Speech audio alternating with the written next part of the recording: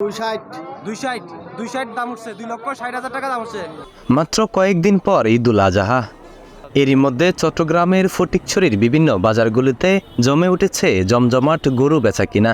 দামে ভালো হওয়ায় জেলার বিভিন্ন জায়গা থেকে ক্রেতারা আসছে কোরবানির পশু কিনতে। ফটিকছড়িতে বৃহত্তম বাজারগুলোর মধ্যে নারায়ণহাটও একটি ঐতিহ্যবাহী গরু বাজার। আমরা এই মুহূর্তে আছি ফটিকছড়ি নারায়ণহাট ইউনিয়নের এই বিশাল এই পশুর কেনাবেচার বাজারে। এই বাজারের প্রতি শনিবার মঙ্গলবার হাট বসে। জেলার বিভিন্ন জায়গা থেকে ক্রেতারা আসতে সহজ হয় বিদায় এই বাজারের ফটিকছড়ির বিভিন্ন জায়গা থেকে কোরবানির পশু নিয়ে আসছে বিক্রেতারা। কত গরু? 4 লাখ। কত পর্যন্ত উঠছে দাম? 280 পর্যন্ত উঠছে। প্রাকৃতিক পরিবেশে বড় হওয়া গরু ছাগল এই বাজারে উঠে বিক্রির উদ্দেশ্যে। এবার ফটিকছড়িতে 38,337টি গরু, 1,95,783টি ছাগল কোরবানির জন্য প্রস্তুত রয়েছে।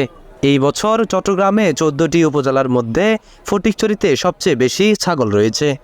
স্থানীয় বিক্রেতারা ছাড়াও উপজেলার মৌসুমী গরু ব্যবসায়ীরা গরু বিক্রি করছেন। ক্রেতা বিক্রেতা হাট ইজাদার সহ সংশ্লিষ্ট ব্যক্তিরা বলেছেন এবার গরুর দাম তুলনামূলক কম ও সহনীয়। নারায়ণহাট বাজার তো আসলে ঐতিহ্যবাহী নারায়ণহাট বাজার, এটা উত্তর ফটিকছড়ির জন্য একটা বড় বিশাল বাজার।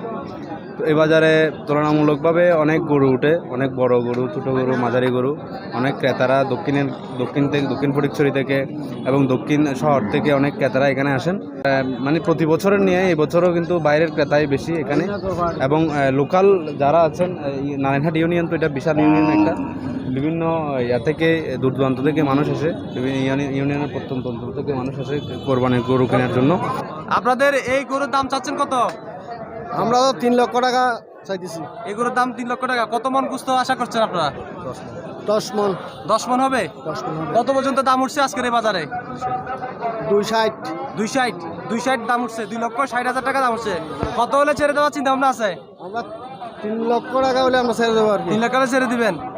জানা যায় এবার ছোট বড় গরুর তুলনায় মাঝারির গরুর চাহিদা বেশি। তবে গত বছরের তুলনায় এবার সব ধরনের গবাদি পশুর দাম কম রয়েছে।